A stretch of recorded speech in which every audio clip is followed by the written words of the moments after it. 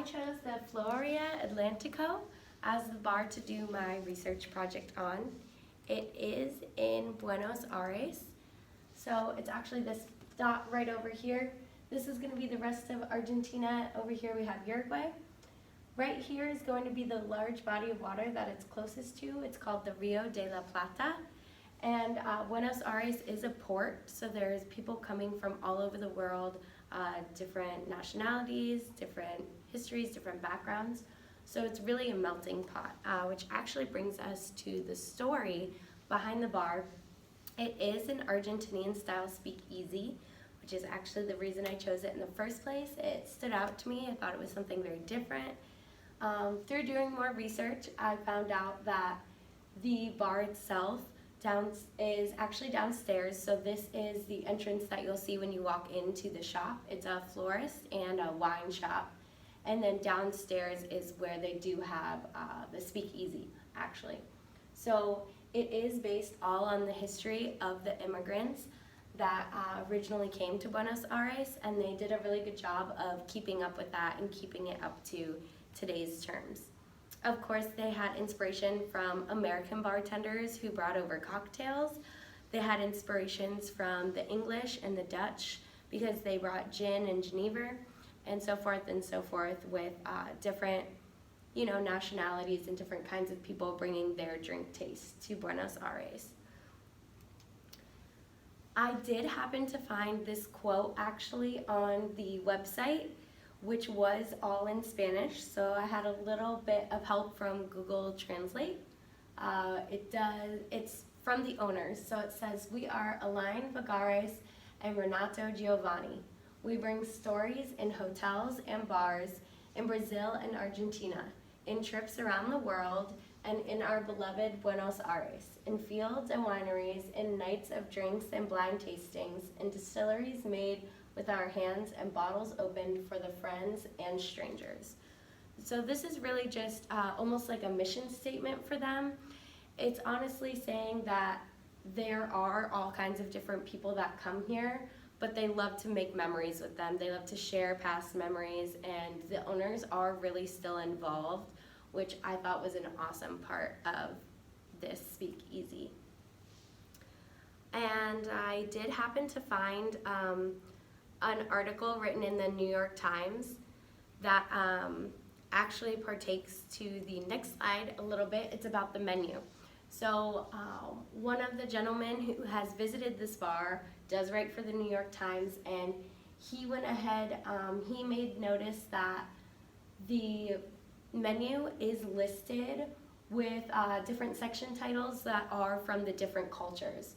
That's what kind of influenced the tradition of the bar, and so they do a really good job keeping that not only through the decorations, but also through the menu. They have Italia, España, Francia, and so forth, so on. They do have specialty drinks as well that aren't listed on the menu. They can still be ordered, and they are highly recommended from every post I read. Through research, I also was able to find out that they not only serve drinks at the bar, but they do serve food there now. And of course, because people tend to eat so much later in places like Argentina and Buenos Aires, it's actually better for you to make an early reservation rather than anything after 7:30 or 8. They're completely booked. So I thought that was pretty interesting.